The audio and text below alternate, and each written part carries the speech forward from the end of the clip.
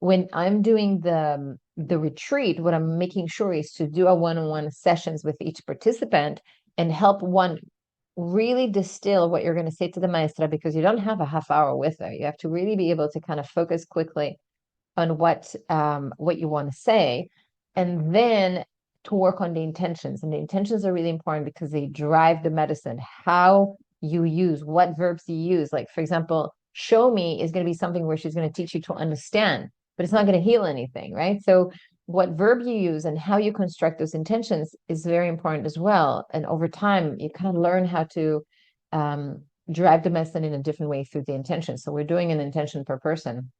So when you're meeting the maestra and she does this first intake and you explain to her what you want in a more distilled way, she also gets downloads about and intuitively knows what you need, which is very powerful.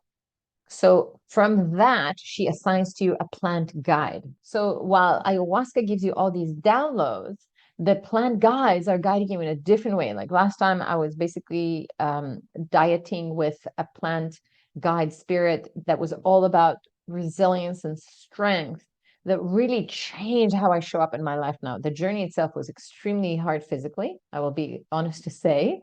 It was very challenging, but man, what came afterwards was worth it. I came back, I was very frail from the whole experience. It was hard. I needed time to bounce back, but I can feel the difference in how I'm being. And I went to work on my abundance in the business, and I can feel how the abundance is changing. And a lot of it also had to do with what that plant spirit guide was showing me through developing for me a higher resilience.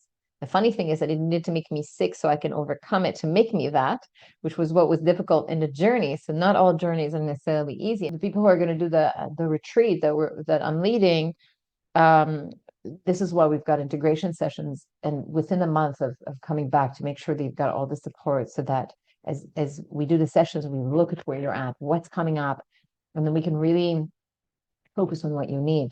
So for those of you who are interested, there's a December 7th to 14th trip leaving. So if this interests you and you feel like this resonates, feel free to let me know, and I'll book for you a call with me so that we can explore it. What I can say, which I see all the time since we launched this, is that a lot of times it's a journey to decide.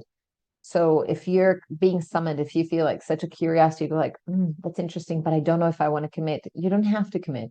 Just come, we can do the call, explain to you, answer all your questions, all your fears, and then you have to sit with it and see if it lands for you, right? Because it's such an inner journey that's big that you have to be committed to it.